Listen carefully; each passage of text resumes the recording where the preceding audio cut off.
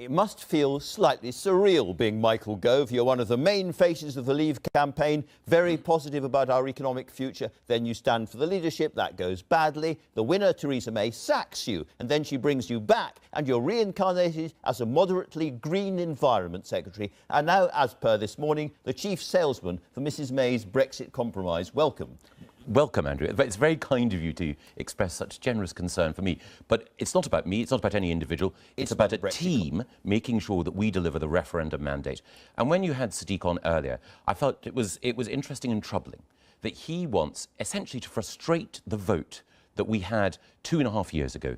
People voted clearly, 17.4 million people voted to leave the European Union, and Sadiq is essentially saying, stop, let's delay that whole process, let's throw it into chaos. And I think that would be a profound mistake. And so what we have instead of that in front of the country is the Chequers compromise. Can I ask you, if that goes through, if it happens, if it's brought back and voted on, is that permanent or is it a temporary solution? I think it's the right solution for this country to leave the European Union on the basis of what we've negotiated. And I think it's absolutely right because we would be outside the single market, we would be outside the customs union, we would be outside the common agricultural policy and outside the common fisheries policy. We'd have an end to free movement. Okay, you have eloquently and fluently refused to answer my question. Is it permanent or is it temporary? No, I think it's the right answer. Now, the one thing... permanent? Well, yeah, but there's one critical thing. A future Prime Minister could always choose to alter the relationship between Britain and the European Union. But the Chequers approach is the right one for now because we've got to make sure that we respect that vote and take advantage of the opportunities of being outside the European Union. This week, as Environment Secretary, I had the opportunity to explain in detail how we could enhance our environment and at the same time improve food production outside the European Union on the basis of the deal that the Prime Minister has put forward. And now the responsibility is on the European Union because we've shown flexibility. I'll come to them in just a second. I think we need to put the focus on them. To give a very concrete example, is the common rule book something that we are going to be governed by in 10 or 15 years' time? Well, we've said that the common rule book, the acquis, these existing regulations, we're prepared to accept, and they've been stable, they haven't changed over time, but we also have a democratic lock. It is up to the House of Commons in the future to chart this nation's destiny and to decide what it is that we want to do if EU law changes. And critically, there's one other thing. The bulk of our economy, as you know, is services, and that will be outside the common rule book. What we do is we have an approach which allows us to have goods moving freely into the European Union without tariffs and quotas, but at the same time we allow the growing part of our economy to be free of EU regulation. So that's your real message to fellow Brexiteers, is you may hate the Chequers compromise, but don't worry, we'll be out in March and then we can do what we like. Well, my message is we must ensure that we honour what the British people wanted us to do in that referendum vote, and that means leaving the European Union. And the proposal that the government have put forward is the only proposal on the table which answers in detail all of the concerns that people have, and at the same time critically. It challenges the European Union to say, well, what will your response be? And so far, we've heard from individual European politicians who've acknowledged that there has been flexibility on the part of the British government and compromise, because as I said, the 2 days after... It certainly has been compromised. Absolutely. Can I ask you about the other side as well? Yes. Which is, I mean, crucial to the Chequers idea is that we take tariffs to them and they do the same for us. And Michel Barnier has said over the summer in absolutely unequivocal, plain terms, no, that is never going to be acceptable to us. It's off the table completely. So what is Plan B?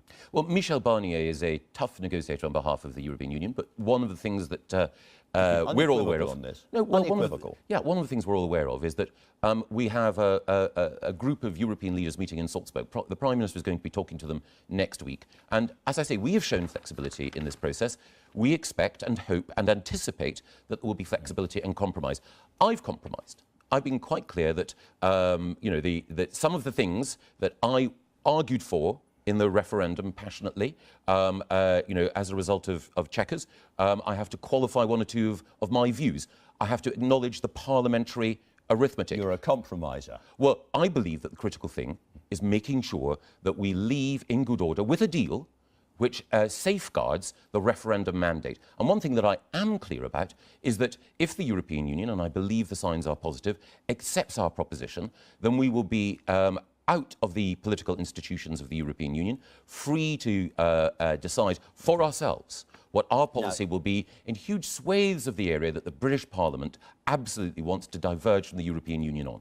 There's one bit of really good political news for the government from Europe this week. One leader who said, "We would like a fairer Brexit because we love the British and have always cooperated well. You deserve a good deal." Are you pleased to have the support of Viktor Orban of Hungary? Well, I think the truth is actually that there are a swathe of EU leaders who want the best possible relationship with Britain. Let's stick with that one. Well, I think one of the things is that I'm not a, what's the word?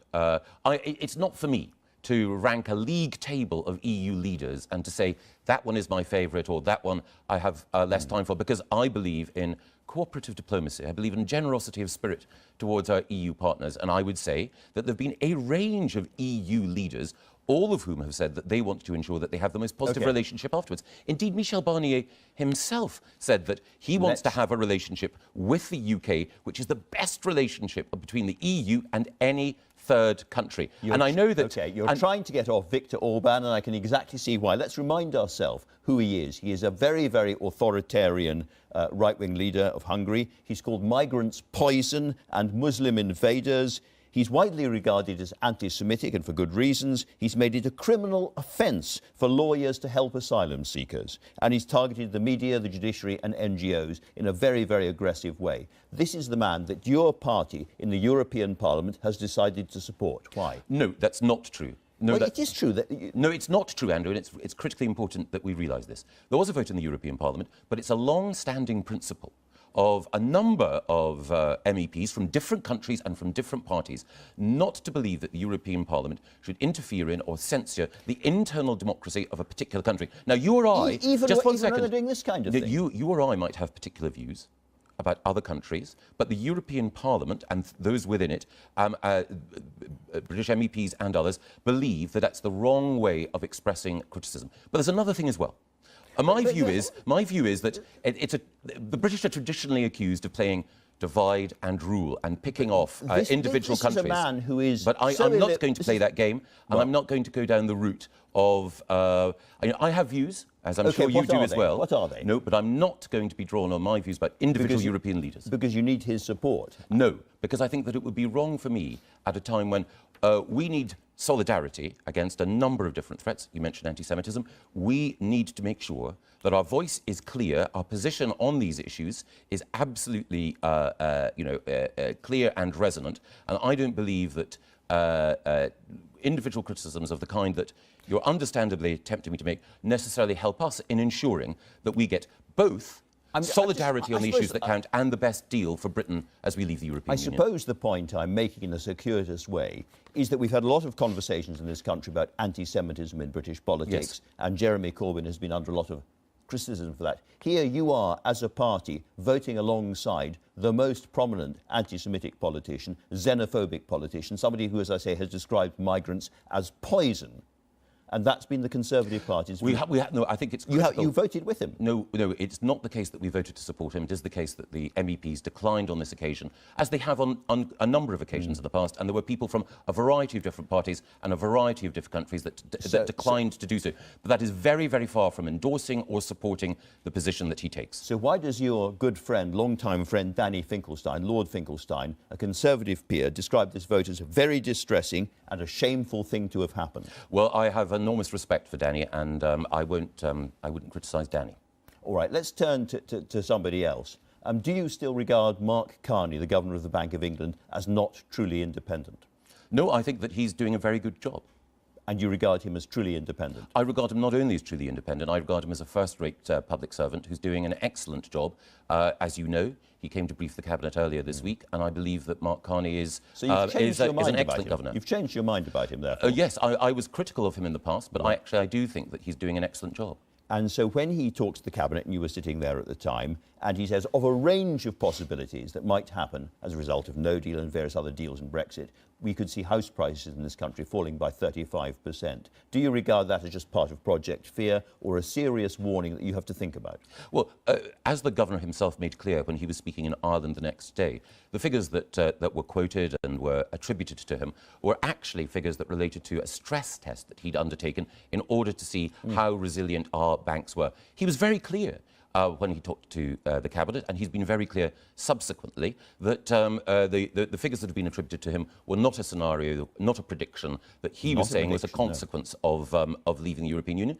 But of course, we need to be clear, as the head of the WTO has said, leaving the European Union without a deal, certainly not going to be the end of the world. Britain will get through it. There are many, many things that we can do to strengthen our economy, but also it's not going to be a walk in the park either. That is why we are focused civil on getting and civil disorder. That came from the police. No, well, I put that entirely to one side. I think the critical thing is that, of course, there are challenges in leaving without a deal, and my department is doing everything we can in order to meet the requirements, whatever the scenario is. That's why we're focused on getting the best possible deal for Britain, and the proposition that the government has put forward allows us to honour that referendum mandate, to ensure that the 27 EU leaders can all feel that Britain is entering a new partnership, and also, critically, the British people will be reassured that we are doing the right thing, honouring the referendum mandate, taking back control in agriculture, in fisheries, over our economy,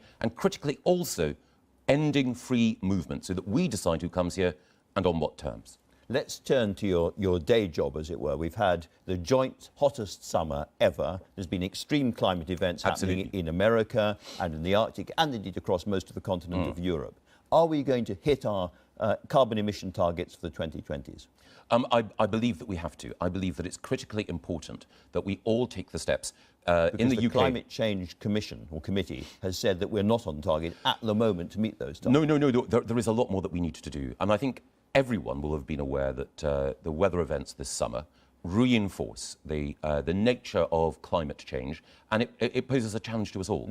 But the really important thing, I think, about climate change is not only do we need to make sure that we produce less carbon into our atmosphere, that greenhouse gas emissions drop, we also need to take the steps to deal with that change in our climate. And that means making sure that we have security of water supply. That means making sure that we have the flexibility to support agriculture and to support food production in new ways. And that's why the agriculture bill that we've introduced this week puts such an emphasis both on changing food production, so we support productivity, but also on doing the right thing for the environment. And that means everything from planting more trees, because they help sequester carbon in the atmosphere, to making sure that some of the agricultural methods of the past change in order better to support wildlife. But you agree that we need to do better when it comes to climate change? Yes. I mean, one example is you've said that you want to see no more diesel or petrol cars on our roads after 2040. Many other countries have said the same thing, but 2030. Don't we have to be more ambitious about the target that you have? Our target is one of the most ambitious in the world, and I think that what we need to do is to make sure that, as the government is doing, that we invest in the new technology. But it's not just making sure that we reduce the amount of greenhouse gases that are stimulating climate change. It's also the case that the health of our children, Andrew, is affected by some of the matter that comes from those exhausts. And we, as the Prime Minister pointed out this week, are investing in new technology to make sure that Britain is a leader in ultra-low emission vehicles. And that's not just good for the environment and public health. We agree about all of that. It's also very, very good for Britain's industrial position, because we're a leader in a new technology the world wants. How many badgers do you plan to kill this year? I personally don't plan to kill any, but it is a very serious issue. You're, of course, referring to the need for us to deal with bovine TB. Last year, more than 30,000 cattle died as a result of this disease. We need to take the appropriate steps, guided by science, in order to ensure that we can bring that disease down. And there is evidence that in those areas where targeted culls have taken place, that we have been able to reduce the incidence of the disease. But there is more to do. This is argued about. The Wildlife Trust, for instance, say that the badger cull, and 40,000, I think, is the answer to the question, 40,000 are due to be killed, is a dangerous distraction from addressing the main route of TB transmission in cattle, which is between cattle. And they say the costs of killing badgers are much higher than the cost of vaccination. Well, I think that I have enormous respect for the Wildlife Trusts. I should say one thing. Professor Charles Godfrey, one of the country's leading experts in dealing with this disease, is reviewing our policy overall, because we recognise that, of course, you need to have a balanced approach, and the movement of cattle and indeed some of the emerging science will allow us to ensure there is a balanced approach. None of us wants to be in the... We've run out of time. I'm so sorry. No, not at all, Andrew. Let me come on soon again. I'll look at what's coming up in half an hour on BBC One.